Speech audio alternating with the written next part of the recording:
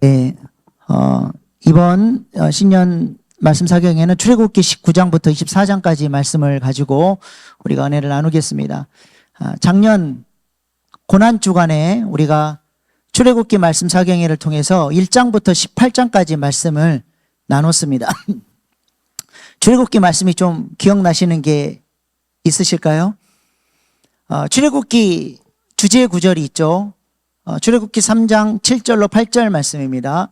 우리 한번 같이 출애굽기 3장 7절로 8절 말씀 같이 읽겠습니다. 시작.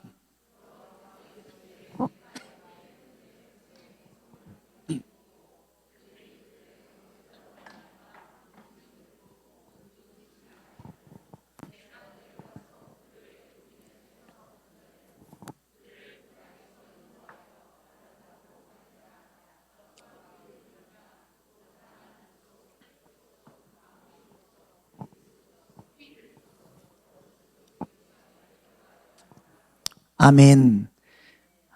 이 출애굽기 3장 7절로 8절 말씀이 출애굽기 전체 구조를 보여준다고 말씀을 드렸습니다. 우리 3장 7절로 앞으로 한번 넘겨봐 주세요. 우리 빨간색만 한번 같이 읽어보겠습니다. 시작. 보고, 듣고, 알고, 그 다음 내려가서 건져내고 인도하여 데려가려 하노라. 네, 이게 전체 출애굽기의 구조를 보여주죠. 우리 출애굽기 계간 한번 띄워주세요.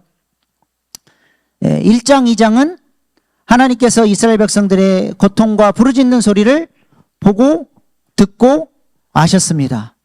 그리고 3장부터 11장까지는 하나님께서 모세를 통해 내려오셔서 어둠의 권세들을 깨뜨리고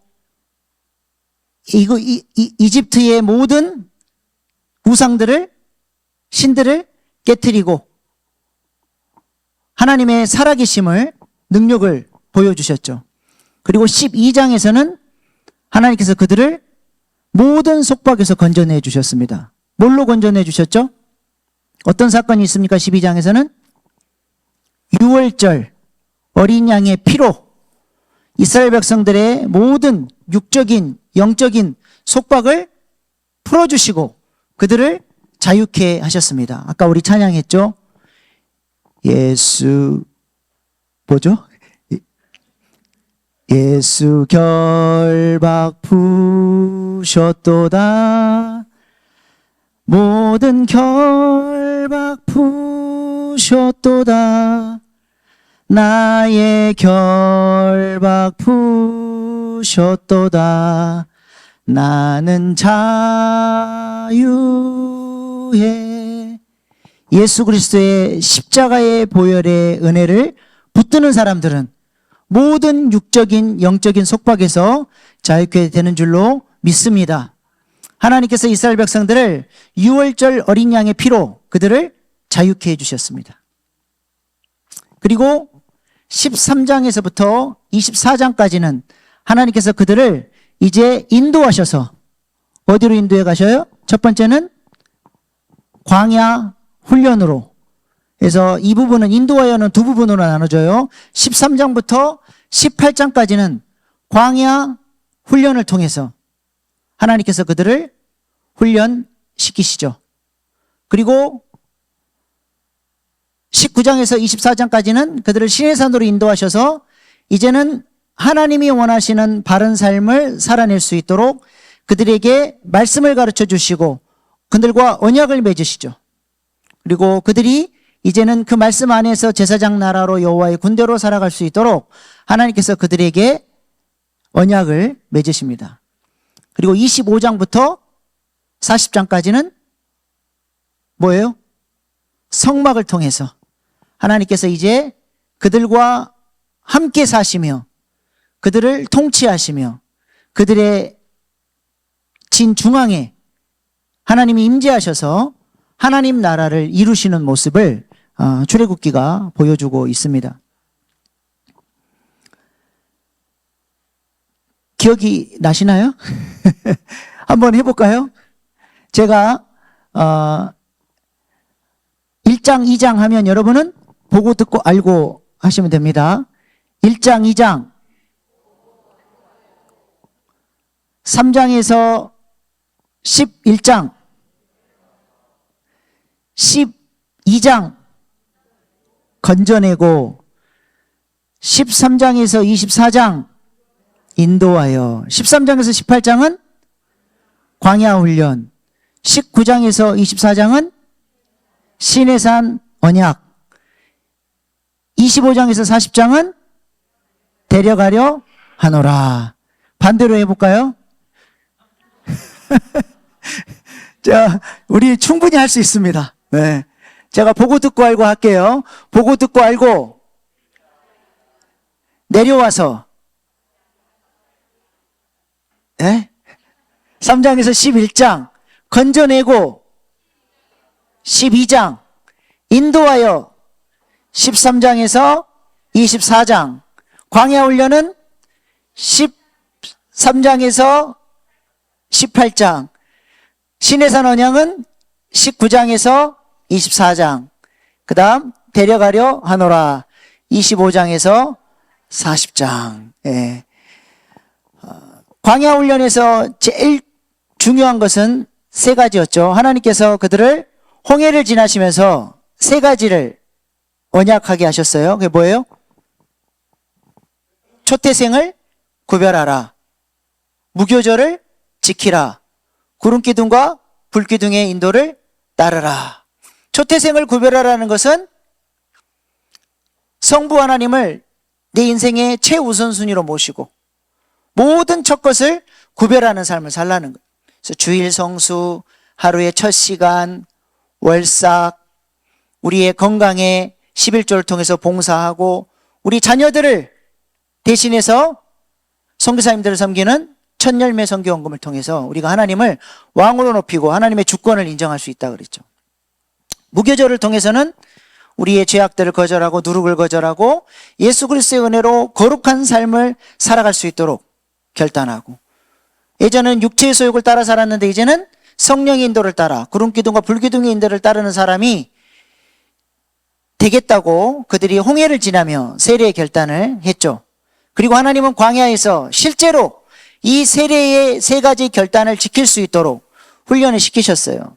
그래서 마라의 쓴물을 만났을 때는 주님이 하나님께서 지시하신 가지를 던져서 예수 그리스도의 십자가의 은혜를 붙잡음으로 말미암아 쓴물을 단물로 바꾸는 죄와 사망의 문제를 승리로, 어둠의 나라에서 빛으로 변화되는 이 놀라운 승리의 역사를 예수 그리스도의 십자가의 은혜를 붙들고 승리할 수 있도록 훈련하셨고, 만나를 통해서 늘 하늘을 바라보고 사는 훈련, 하나님이 내 인생의 주인이심을 기억하고 첫 시간을 구별하여 만나를 먹음으로써 하나님의 왕되심을 인정하며 살아가는 훈련을 시키셨고, 아말렉, 에서의 우선, 정욕을 대표하는 아말렉과의 전쟁에서 기도함으로 이기게 하심으로써 성령의 인도를 따라 승리하는 자들로 살아갈 수 있도록 하나님이 인도하셨습니다. 뭔 말인지를 전혀 모르겠으면 유튜브로 작년 말씀 사경회를 한번 열어보시기 바랍니다. 우리가 광야 훈련을 통해서 이런 거룩의 훈련을 잘 받은 사람들이 어떻게 돼요?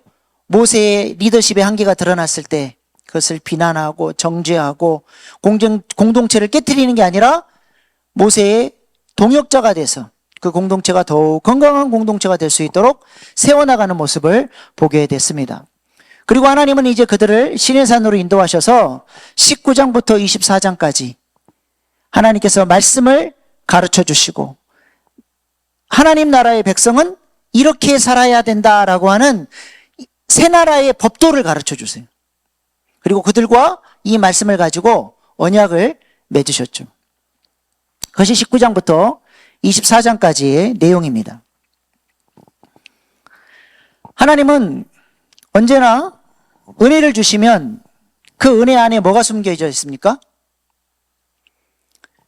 하나님은 그냥 은혜를 주시는 법이 없어요. 은혜를 주실 때는 반드시 그 은혜 안에 우리를 향한 부르심과 사명이 들어 있습니다. 그 은혜에 합당한 바른 삶을 은혜를 통해서 하나님이 우리에게 요구를 하시는 거예요. 유월절 어린 양을 통해서 하나님께서 그들을 건져내셨고 그들에게 자유케 되는 놀라운 은혜를 주셨습니다.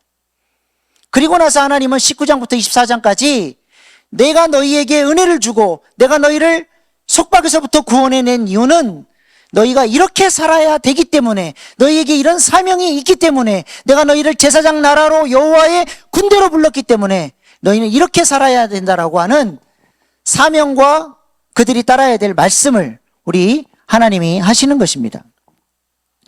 고린도후서 5장 17절 말씀 보시면 우린 이 말씀을 잘 알죠. 한번 같이 읽어보겠습니다. 시작.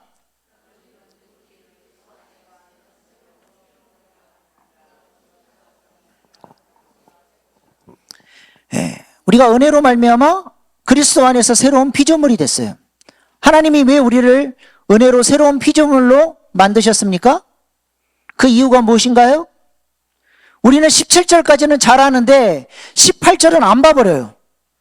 18절 안에 왜 우리에게 새로운 피조물의 은혜를 주셨는지를 우리 하나님이 말씀하고 계세요. 18절 말씀 시작.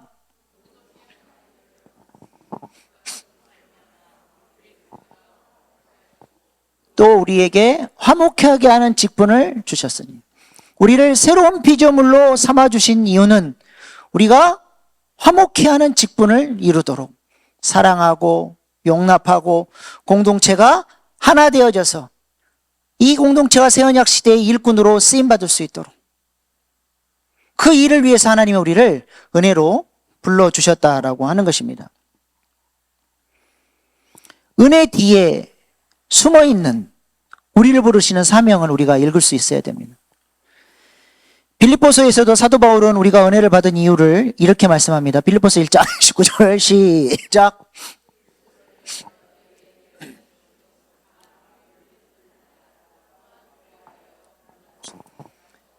우리에게 은혜를 주신 이유는 우리 다 이제 그리스도의 남은 고난에 동참하기 위해서 주셨다는 거예요. 저기서 말하는 고난은 어떤 고난입니까? 바로 그 다음 장 빌립보서 2장 3절로 4절에 이야기합니다. 사도 바울이 시작.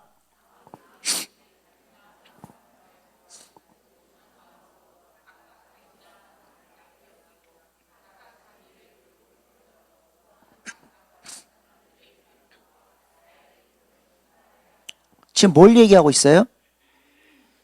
나보다 남을 낮게 여기고 나의 일을 돌아볼 뿐더러 다른 사람의 일까지 돌아보는 것. 이게 뭡니까?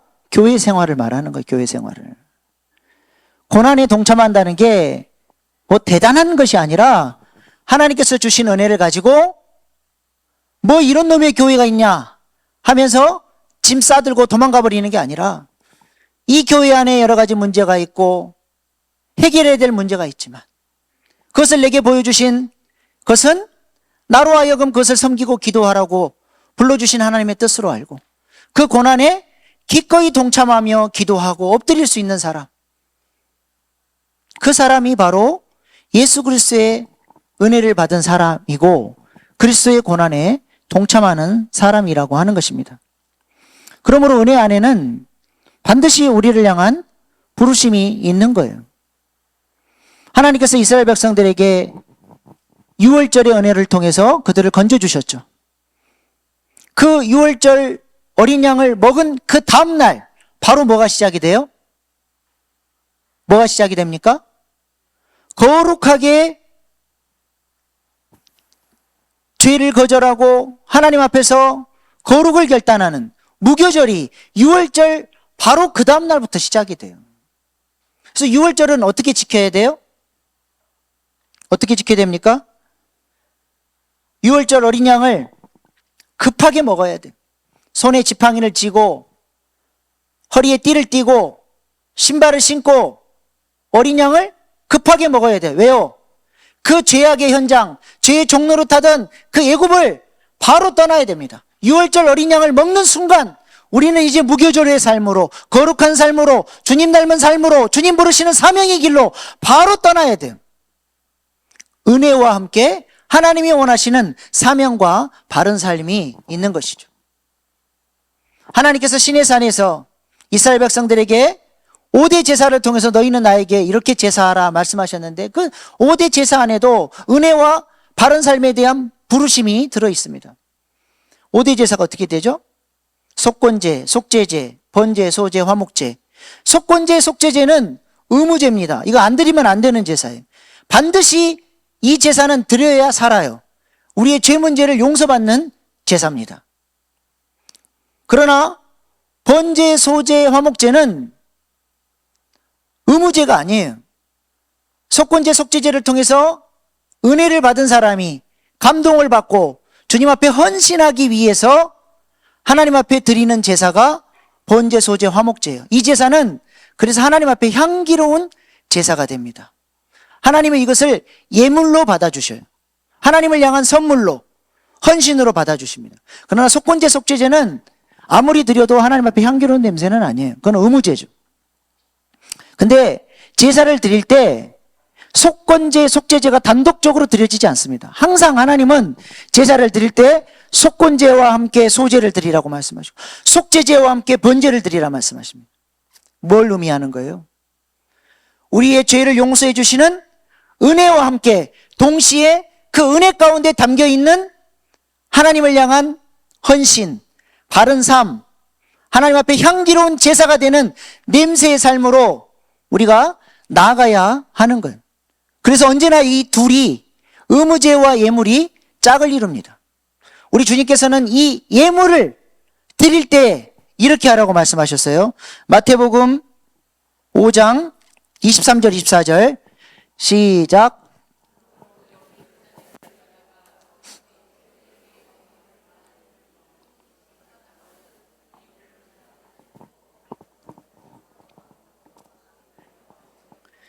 자, 저기서 말하는 예물은 번제, 소제, 화목제, 하나님 앞에 향기로운 냄새가 되는 제사예요. 내가 하나님 앞에 용서받았어요. 주님이 너무 좋아졌어요. 그래서 내가 주님 앞에 헌신하고 싶은데 아직 내 형제와 관계가 깨트려져 있어요. 우리 주님 뭐라 그러세요? 네가 먼저 하나님으로부터 그렇게 큰 은혜를 받고 용서를 받았으면 너는 마땅히 네 형제를 용서하고 그 형제와의 관계가 회복된 다음에 나한테 와서 하나님 사랑합니다. 하나님 감사합니다.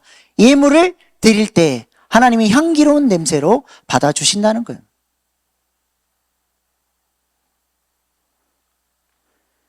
그러므로 하나님의 은혜 안에는 사명이 담겨 있습니다. 하나님을 많이 사랑하면 모든 피조세계와 이웃을 많이 사랑하게 되어 있어요. 그래서 하나님은 언약을 맺으실 때 항상 은혜 언약을 맺으시고 그 다음에 무슨 언약을 맺으실까요? 바른 삶에 대한 언약을 맺으시는 거예요. 이 둘이 짝입니다. 아담과 하와에게 하나님이 복을 주셨죠. 생육하고 번성하고 땅에 충만하라. 네가 땅의 모든 것을 다스리라. 일방적으로 복을 주셨습니다. 이것을 창조 언약, 은혜 언약이라 그래요. 하나님은 그 은혜 언약만 주신 게 아니라 아담과 하와에게 바른 삶에 대한 언약도 주셨죠. 뭘 주셨어요? 선악과. 선악과를 통해서 하나님의 주권을 인정하고 하나님의 창조주 되심을 인정하고 늘 나는 하나님의 통치 아래 하나님의 뜻에 순종하며 살아야 할 존재라고 하는 것을 선악과를 통해서 알고 절대로 선악과의 선을 넘지 않도록. 선악과를 따먹었다는 것은 선과 악의 기준이 하나님께 있는 게 아니라 내게로 가져와 버리는 거예요. 내가 하고 싶으면 하고 내가 하기 싫으면 안 하는 거예요. 하나님은 하나님이 주신 선과 악의 기준을 따르기를 원하시는 거죠.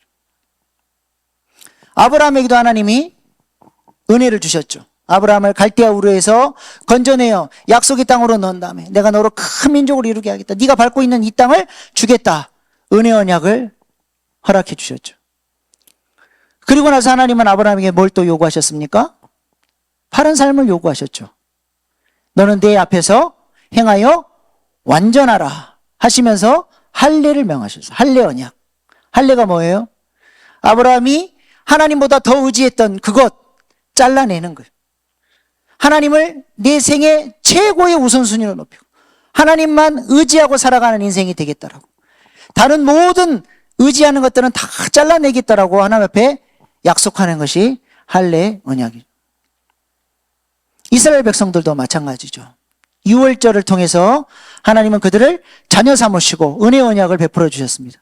그러나 그걸로 끝이 아니라 이제 19장 시내산으로 그들을 하나님이 데리고 오셔서 바른 삶에 대한 언약, 시내산 언약을 맺으심으로써 하나님 백성답게, 언약 백성답게 살아갈 수 있도록 하나님이 그들에게 바른 삶을 요구하시는 것입니다. 그러나 이것은 억지로 어쩔 수 없이 끌려다니는 순종이 아니라 기쁨에 겨워서 감사함으로 기꺼이 하는 순종입니다. 출애굽기 21장에 보면 귀를 뚫는 종에 대한 말씀이 나옵니다. 우리 한번 같이 읽어보겠습니다. 시작.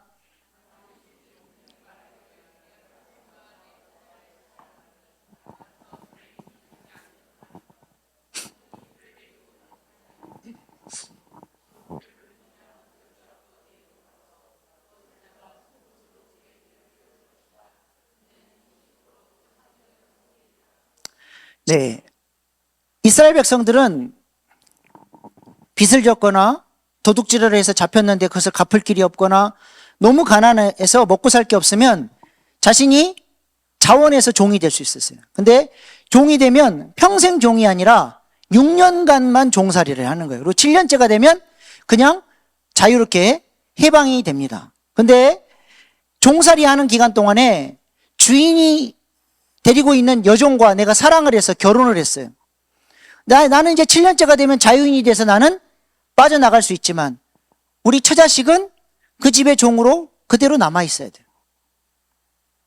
그래서 이 종이 자신의 주인을 사랑하고 또 처자식을 사랑해서 자발적으로 사랑 때문에 기쁨으로 내가 이 집안에 영원히 종이 되겠습니다 라고 하는 약속을 해요.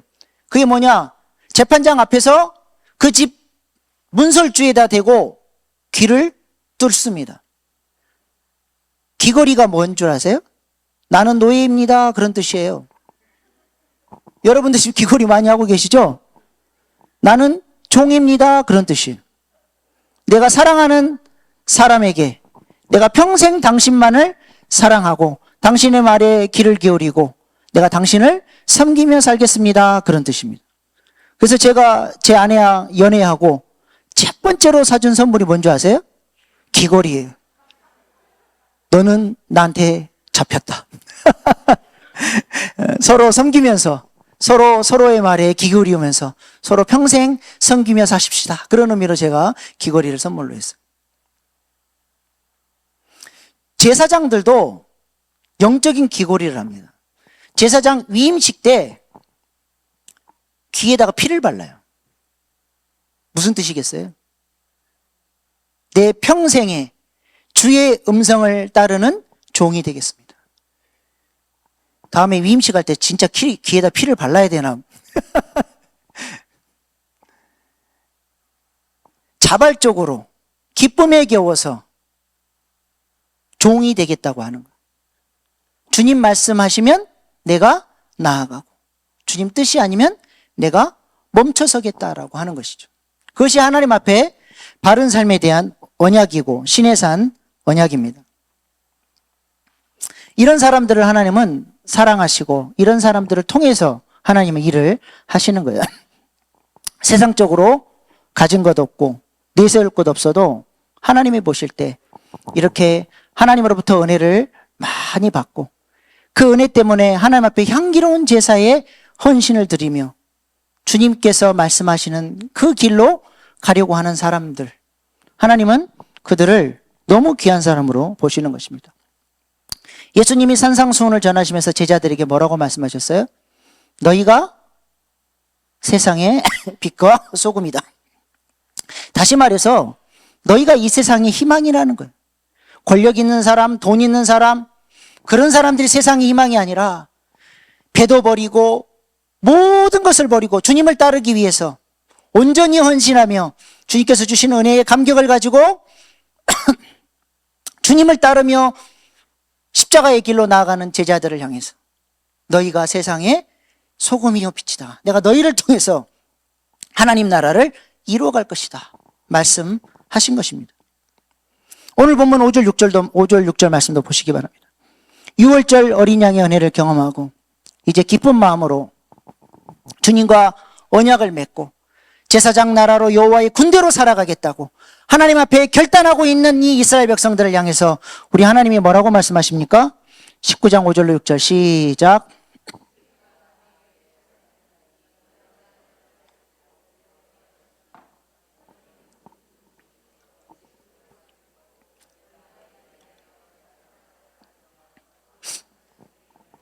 너는 이 말을 이스라엘 자손에게 전할지니라. 너희는 모든 민족 중에서 내 소유가 되겠고, 저 소유라는 원어적 의미는 보물이라는 뜻이에요. 너희가 나의 보물이요 희망이다. 너희를 통해서 온 열방을 살려내는 제사장 나라로 내가 너희를 쓰겠다. 너희는 존귀한 자다. 조금 전까지 종살이하고 아무짝에 쓸모없었던 그 인생들을 6월절 어린 양의 피로 건져내 주시고 그 은혜 앞에 은혜를 가지고 말씀 앞에 거룩하게 살겠다고 결단하는 이스라엘 백성들 향해서 너희가 나의 보물이고 너희가 제사장 나라다. 너희가 여호와의 군대다. 하나님이 말씀해 주시는 것입니다. 그들을 통해서 하나님은 하나님의 뜻을 이루어 가시는 것입니다. 우리도 날마다 하나님이 부어주시는 은혜 안에서 그 은혜의 힘으로 하나님 앞에 바른 삶을 결단하고 주님께서 기뻐 받으시는 향기로운 제사를 드리는 저와 여러분 될 수 있기를 소망합니다.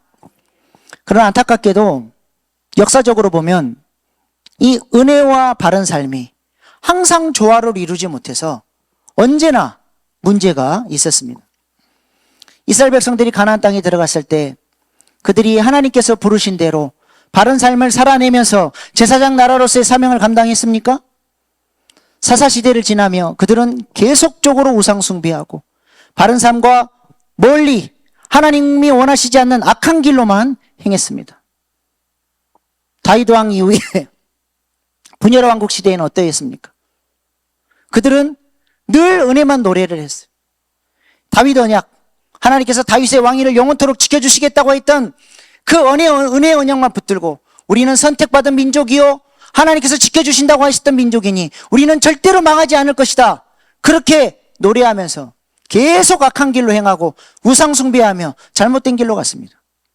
그래서 하나님은 선지자들을 보내셔서 너희들이 그렇게 바른 삶을 살지 못하고 나와의 언약을 깨트리고 계속 불순종하고 살면 내가 너희를 심판하실 것이다 말씀하셨죠. 선지자들이 그렇게 말씀을 선포하면 듣지도 않아요. 오히려 그렇게 말씀 전하는 선지자들 핍박하고 감옥에 가다 버립니다. 그리고는 거짓 선지자들의 말에 귀를 기울이는 거예요. 거짓 선지자들이 뭘 이야기합니까? 우리는 다윗 언약을 붙잡은 다윗 언약이 있는 민족이다. 우리는 은혜 안에서 승리하며 살 수 있다. 우리는 망하지 않는다. 귀에 듣기 달콤한 소리 거기에 현혹돼서 계속적으로 불순종하고 살아가게 되죠. 그러다가 결국 그들은 심판받게 됩니다. 바벨론에 의해서 성전도 짓밟히고 선택받은 민족들이 종살이하는 비참한 지경에 이르게 되죠. 그때야 비로소 이스라엘 백성들이 깊이 깨닫게 됩니다. 우리가 왜 이렇게 망했는가? 하나님의 말씀을 멀리하고 하나님의 언약을 깨트리고 우리가 불순종하며 살았기 때문이다라는 것을 깨닫게 되죠. 그래서 뭘 결단합니까? 이제는 우리가 말씀으로 돌아가겠습니다. 그래서 다니엘이 뜻을 정하지 않아요. 어떤 뜻을 정했어요? 하나님 말씀대로만 살겠다라고 뜻을 정했잖아요. 이렇게 포로로 끌려왔고 망한 처지가 됐는데도 말씀대로 안 살면 안 된다. 그래서 율법에 금하는 음식을 거절하고 말씀대로 살아보려고 애를 쓰잖아요. 이렇게 회개한 이스라엘 백성들은 성전은 비록 무너졌지만 그곳에 회당을 짓고 함께 모여 하나님께 기도하고 그때야 비로소 그들이 하나님의 말씀의 소중함을 알고 성경을 연구하기 시작한 거예요. 그래서 여러분이 보고 있는 구약 성경 대부분이 바로 바벨론 포로 시기에 정리가 된 겁니다. 이렇게 말씀으로 돌아오고 예루살렘의 회복을 위해서 성전의 회복을 위해서 꿈꾸며 기도했던 그들이 하나님의 약속대로 70년 만에 예루살렘에 돌아와 성전을 회복하고 말씀대로 살아보고 노력을 합니다. 근데 이번에는 어떤 문제가 생겼습니까? 하나님의 말씀을 중요하게 여기는 것은 좋은데 너무 말씀을 지나치게 강조하다 보니까 이제는 은혜는 없어져 버리고 말씀만 강조가 되는 거예요. 우리가 구원받으려면 은혜가 중요한 게 아니라 우리가 말씀대로 살아야 된다라고 하는 율법주의가 생겨나고 그 율법주의에서 유대교라고 하는 괴물과 같은 종교가 태어나게 된 것이죠. 하나님의 은혜는 온데간데 없고 율법 위에 또 다른 전통과 장로의 이윤들을 더하면서 무거운 율법주의로 사람들을 억누르는 그런 종교가 생겨나게 된 것입니다. 예수님이 이 땅에 오셨을 때도 그 율법주의가 강하게 역사하고 있었죠. 예수님께서 율법의 진짜 의미를 가르쳐 주시는데도 오히려 예수님을 향해서 율법을 어긴 자라고 예수님을 핍박하고 십자가에 못 박아 버렸습니다. 사도 바울이 평생에 걸쳐서 씨름했던 사람들도 누굽니까? 바로 이 율법주의자들이에요. 예수 그리스도의 십자가의 은혜로 말미암아 구원을 받는 것이 아니라 율법의 말씀을 지켜야 되고 할례를 행해야 되고 6월절 날 이러이러한 법칙을 지켜야 되고 안식일에는 몇 보 이상 걸으면 안 되고 불도 피우면 안 되고 음식도 먹으면 안 되고. 그래서 사도 바울은 그의 서신마다 예수 그리스도의 은혜를 강조하고 또 강조한 거예요. 왜냐하면 그 시대가 전부 율법을 강조하던 시대이기 때문에. 그러나 사도시대 이후에 교회는 어떻게 됐습니까? 교회의 전통을 강조하기 시작하고 율법의 말씀을 강조하기 시작하면서 사도시대 이후에 또 율법주의가 힘을 갖고 일어나게 됩니다. 특별히 은혜는 무시되고 공덕주의 사상이 생겨나는 거예요. 공덕주의가 무엇입니까? 성인들, 말씀대로 잘 사는 사람들은 자신을 구원할 만한 덕이 그의 행위에서 자신을 구원하고도 남을 덕이 있다는 거예요. 그래서 자신에게 기도하는 사람에게 이 덕을 나눠줄 수 있다라는 거예요. 여기서 그 유명한 면죄부 사상이 나온 거 아닙니까? 천주교, 예수 그리스도의 십자가의 복음을 이야기하기 때문에 솔직히 구원이 없다 말은 못하겠지만 천주교 많이 타락했습니다. 그 교리에서 절대로 받아들일 수 없는 교리가 너무 많아요. 그 대표적인 게 바로 성자교리 아닙니까? 이 공덕주의에서 온. 예수님께 기도하는 게 아니라 성인에게 기도하면 그 성인이 갖고 있는 덕을 내게 나눠줘서 나도 구원받을 수 있다고 가르쳐요. 예수님이 아니고서도 구원의 길이 있다고 가르칩니다. 다원주의를 이미 빠져버렸어요. 다른 종교도 구원이 있다고 이야기합니다.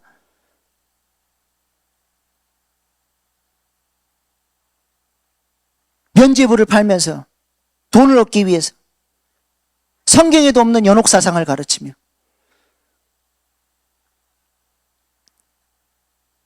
그 동전이 땡그랑하고 떨어질 때 이미 죽어버린 부모 형제가 천국으로 갈 수 있다고 거짓 교리를 가르치며 성도들을 잘못된 길로 인도했죠.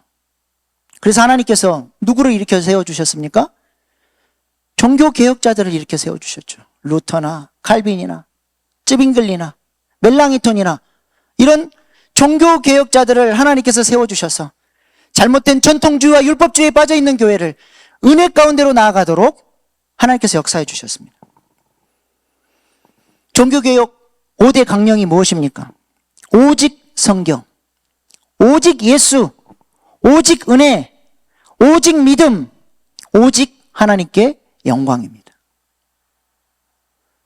그때 당시는 일반 평신도들은 성경도 못 읽었어요. 특권층, 종교 지도자들만 라틴어로 된 성경을 읽으면서 자기들만이 마치 하나님 앞에 선택받은 사람인 것처럼 종교개혁자들이 이 성경을 평신도들에게 돌려준 사건이 바로 종교개혁의 최고의 가치 아닙니까?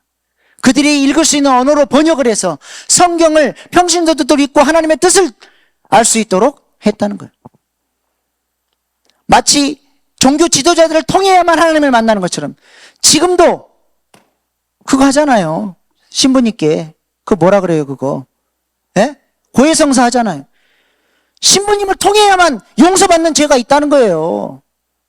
예수 그리스도 십자가의 보혈 앞에 우리가 엎드려서 기도하면 용서받지 못할 죄가 어디 있습니까? 지금도 그런 특권층을 만들어 놓고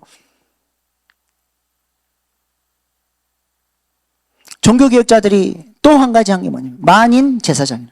우리 모두는 다 특권층, 종교 지도자만 하나님 앞에 일할 수 있도록 부름받은 게 아니라 우리 모두가 다 제사장으로 부름받았고 하나님 나라를 위해서 살아야 할 존재들로 부름받았다는 거예요. 근데 오직 은혜, 오직 성경 이런 것들은 종교개혁이 잘 됐는데 아직까지도 약한 게 뭐냐면 이 만인 제사장이에요. 목사님만, 사역자들만, 선교사님들만 일하고 우리는 뒤에서 헌금이나 하면 되지 뭐. 성경적 가르침이 아닙니다. 어떤 교회 갔더니 주보에 교회 섬기는 이 그러는데 거기는 뭐라고 되어 있냐면 섬기는 이 모든 성도, 목회자들은 섬기민을 돕는 이 목회자 누구누구. 그게 오히려 성경적으로 맞는 것 같아요. 우리 모두는 하나님 나라를 위해서, 교회를 위해서 섬기라고 부름받은 존재들인 것이죠. 그렇다면 오늘날은 어떤 시대인 것 같아요? 은혜가 강조되는 시대입니까? 바른 삶이 강조되는 시대입니까? 오늘날은 어떤 것 같아요? 은혜가 강조되죠. 값싼 구원, 천국 가는 티켓 하나 붙들고 예수를 왜 믿었는지 아무런 목적도 없고 주님이 나를 왜 부르셨는지 그 은혜에 담겨있는 사명은 전혀 생각하지 않고 살아가는 명목상의 그리스도인들이 얼마나 많습니까? 오늘날 대부분의 사람들이 대형교회로 모여들죠. 왜 그렇습니까? 익명성에 갇혀서 예배는 드리고 천국은 가고 싶고 섬기는 것은 하고 싶지 않거든요. 바른 삶이 없습니다. 그러므로 오늘날 교회에서는 뭐가 강조돼야 될까요? 바른 삶이 강조돼야 돼요. 그래서 이번에 출애굽기 19장부터 24장까지 말씀이 너무 중요해요. 너무 중요합니다. 디모데후서 3장 16절 17절 말씀 같이 읽겠습니다. 시작.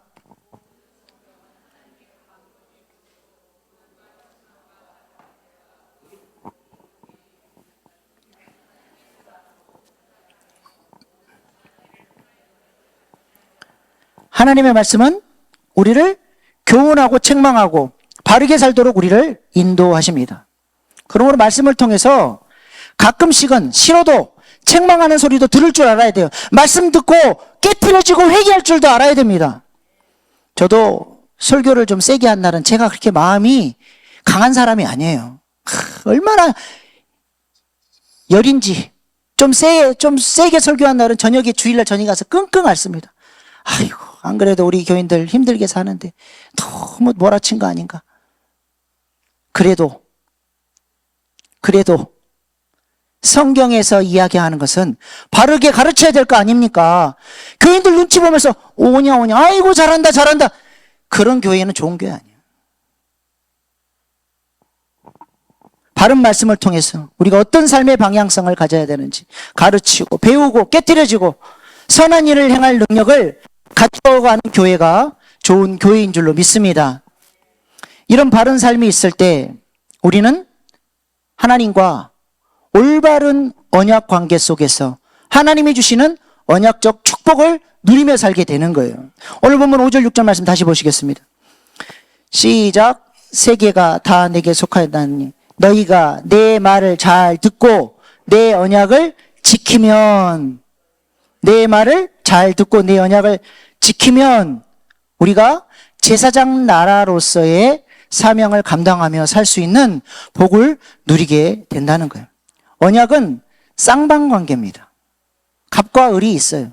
하나님은 이스라엘 백성들과 언약을 맺으시면서 뭘 약속해 주셨어요? 내가 너희를 구원하고 보호하고 인도하고 승리케 하고 기도에 응답해 줄 것이다. 내가 너희를 떠나지 않을 것이다. 하나님이 그들에게 언약적 축복을 약속하셨죠. 그리고 이스라엘 백성들에게 뭘 요구하셨어요? 바른 삶을 요구하셨어요. 내가 원하는 이 말씀대로 너희가 살면 이 언약 관계가 성립이 돼서 그 언약 관계 속에, 바른 언약 관계 속에 내가 너희를 끝까지 보호하고 인도하고 승리케 하고 기도에 응답해 줄 것이라고 약속하시는 것입니다. 그렇다면 하나님이 원하시는 바른 삶은 뭡니까? 하나님이 이스라엘 백성들에게 원하셨던 바른 삶이 뭐였어요? 그게 뭐죠? 그게 바로 딱 10가지로 요약하면 10계명이에요. 딱 10가지로 요약하면 10계명입니다. 우리가 반드시 하나님과의 언약 관계 속에서 지켜야 될 말씀. 구약시대의 언약은 생명을 담보로 한 언약이죠. 하나님과 언약을 맺을 때 어떻게 해요? 아브라함이 언약 맺을 때 어떻게 했습니까? 짐승을 쪼개놓잖아요. 짐승을 쪼개놓으니까 그 사이에 피가 흥건하긴. 그 사이를 지나면서, 갑과 을이 지나면서 누구든지 이 언약을 파기한 자는 이 짐승이 쪼개져서 죽은 것처럼 죽게 될 것이라고 하는 생명을 담보로 하는 언약을 맺는 거예요. 우리가 목숨 걸고 지켜야 될 말씀 10가지 계명, 10계명 그거를 알고 계세요? 목숨 걸고 지켜야 되는데 이 말씀을 모르고 계십니까? 외우고 계세요? 외우는 방법 가르쳐 드릴게요. 1절 다른 신은 거절하고 하나님만 내 앞에 두고 섬기라. 1 하면 읽으세요. 시작. 1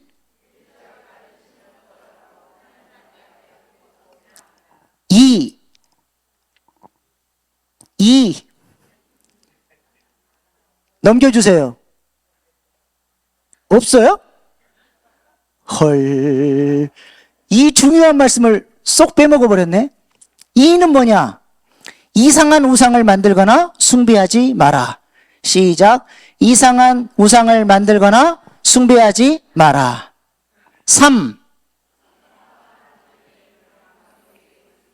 3과 하나님의 이름을 망령되이 부르지 마라. 4 사사로운 일을 멈추고 안식일을 거룩히 지키라. 사사로운 일을 멈추고 안식일을 거룩히 지키라. 5 오만이 아버지를 공경하라. 6 육신을 가진 사람을 살인하지 말라. 7 칠보단장한 여인을 조심하고 간음하지 마라. 7가지 보석으로 치장한 여자에게 현혹되지 말라. 8 팔로 남의 물건을 도둑질하지 마라. 9 구차하게 이웃에 대해 거짓 증거하지 마라. 10원짜리 하나라도 남의 것을 탐내지 마라.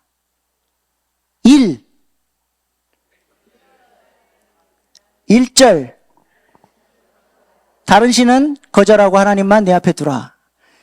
2 이상한 우상을 만들지 말고 숭배하지 말라. 3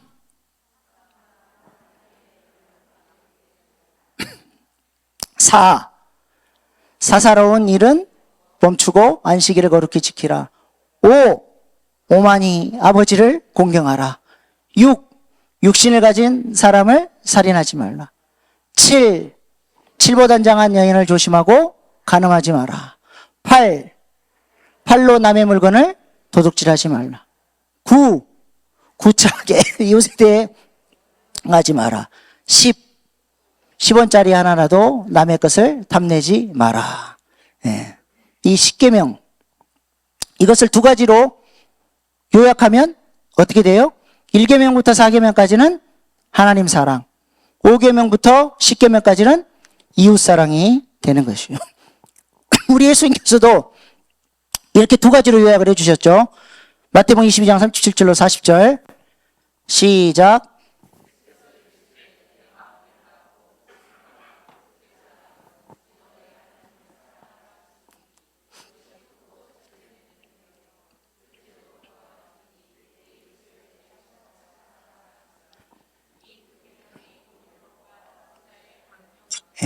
주 너희 하나님을 목숨을 다하고 뜻을 다하고 마음을 다하고 목숨을 다하고 뜻을 다해 사랑하고 이웃을 내 자신처럼 사랑하라. 이것이 바로 우리에게 원하시는 바른 삶이라고 하는 것입니다.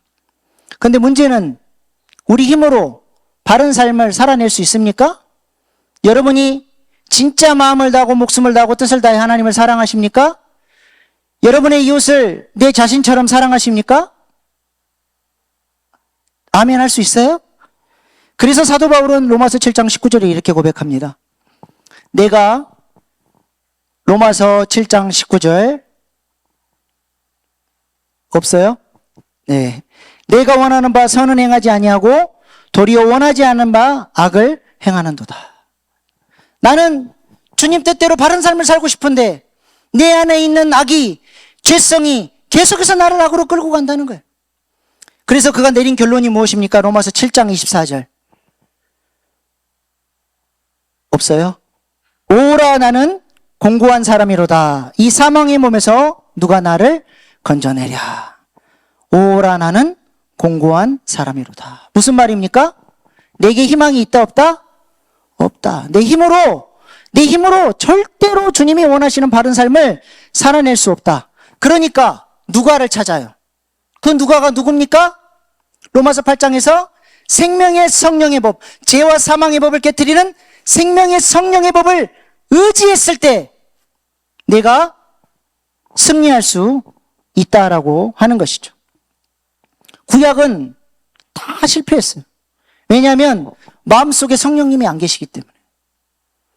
그래서 모든 구약의 사람들은 이 바른 삶을 하나님께 언약했지만 아무도 지키지는 못했습니다.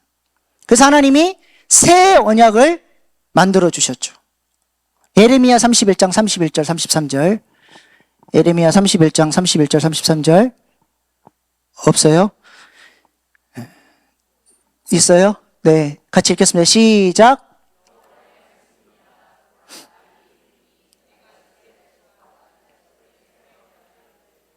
그 다음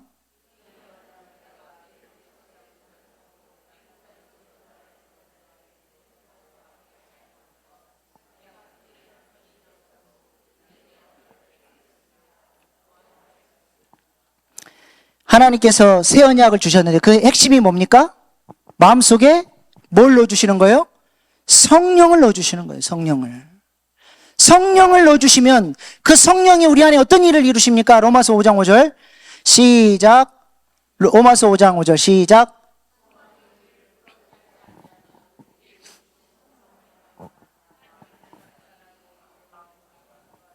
하나님의 사랑이 우리 마음에 부어지게 되고 그 사랑의 능력으로 말미암아 나는 그렇게 사랑을 못하는데 성령님이 내게 그 사랑을 주셔서 하나님을 마음을 다하고 목숨을 다하고 뜻을 다하여 사랑할 수 있도록 그 힘을 공급해 주시는 거예요.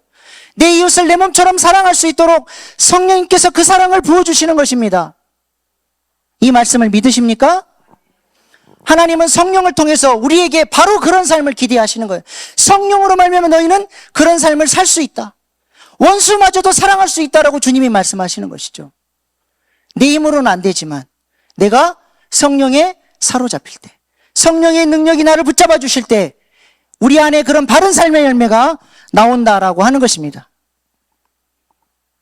나는 죽었다 깨나도 내 성질로는, 내 결단력으로는 절대로 이렇게 살 수가 없습니다. 그래서 뭐 해야 됩니까? 그래서 뭐 해야 돼요? 성령을 받아야 돼요. 성령을 받으려면 어떻게 해야 됩니까? 구하는 자에게 가장 좋은 것을, 구하는 자에게 성령을 주시지 않겠느냐. 기도해야 성령님이 임하시고 성령이 불처럼 임하시고 성령님이 보여주시는 사랑의 능력을 공급받아서 바른 삶을 살 수 있는데 아무리 기도하자 그래도 왜 기도를 안 합니까? 새벽 기도는 못 나온다 쳐도 일주일에 한 번 금요 기도회만이라도 좀 나와서 1시간이라도 좀 우리가 부르짖고 기도하고 성령의 은혜를 구하면서 기도하자고 그렇게 얘기를 하고 문자를 보내도 기도할 생각을 안 해요. 도대체 금요일 날 저녁에 뭐 하십니까? TV 보십니까? 일찍 주무십니까? 뭐가 그렇게 바빠서 일주일에 1시간도 구별을 못해서 기도를 안 하십니까? 속이 막 터져요. 금요일마다 빈자리를 볼 때마다 제가 이렇게 기도하지 않아서 어떻게 교회가 교회될 수 있겠습니까?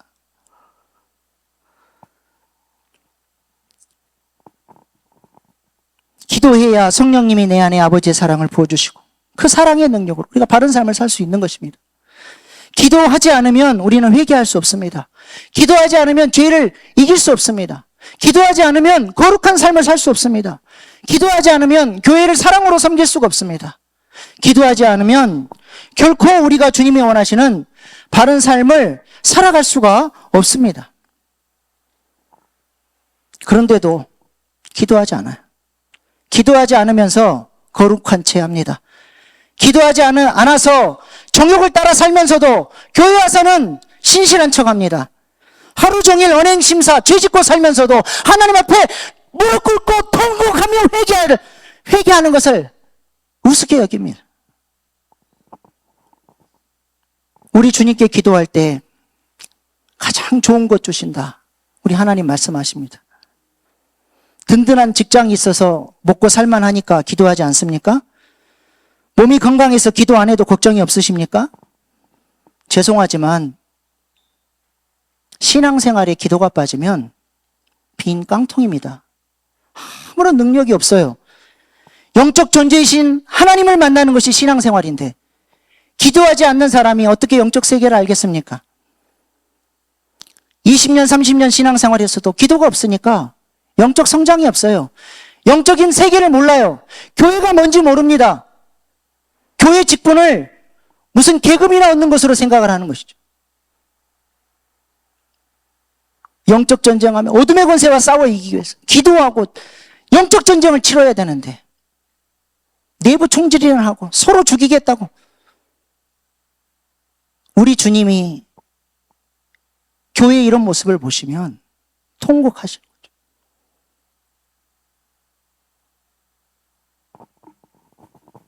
제가 누누이 말씀을 드리지만 영광스러운 아버지의 사랑이 아무에게나 쉽게 부어지지 않습니다. 하나님의 이 사랑은 너무 거룩하기 때문에 죄가 있는 곳에서는 부어지지 않아요. 하나님 앞에 철저히 회개하고 깨트려지지 않으면 이 사랑은 절대 부어지지 않습니다. 그래서 기도하는 사람이 자신이 죄인인 줄 알아요. 백날 나 같은 죄인 살리신 노래 불러도 기도하지 않는 사람은 자신이 죄인인지를 모릅니다. 뼈저리게 못 깨달아요. 아버지의 사랑을 진짜 사모하며 그 사랑이 부어지기 위해서 간절히 사모하며 그 사랑을 구할 때 내 안에 아버지의 사랑이 부어지지 않는 그 모습을 보면서 아버지의 사랑을 맡고 있는 그 죄의 정체성이 드러나면서 내가 그때야 비로소 얼마나 죄인인지를 깨닫게 됩니다. 그리고 그 아버지의 사랑을 받기 위해 떼굴떼굴 구르며 회개하며 하나님 앞에 나아가지 않은 사람은 하나님의 사랑의 영광의 이 아름다움을 모르는 거예요.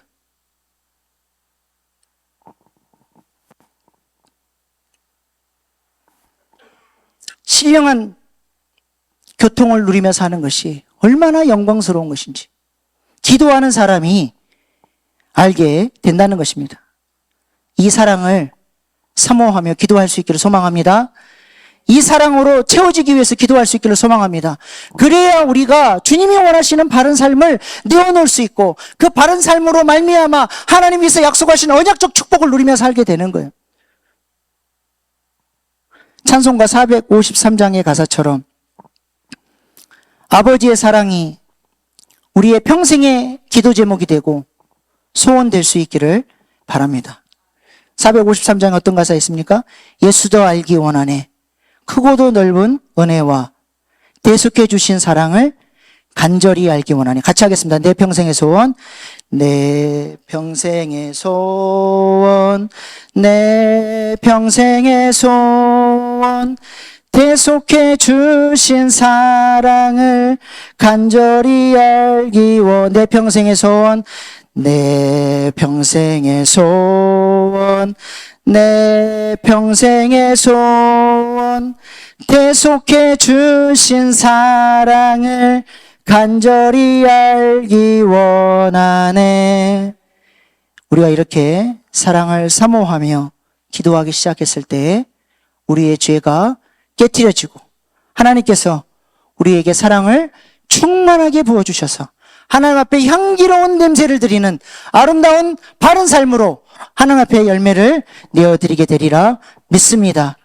이 사랑이 부어졌을 때 우리 가정이 살아나고 우리 교회가 더욱더 하나님께서 귀하게 쓰시는 주님 찾으시는 바로 그 교회로 세워지게 되리라 믿습니다. 이 시간에 기도하겠습니다.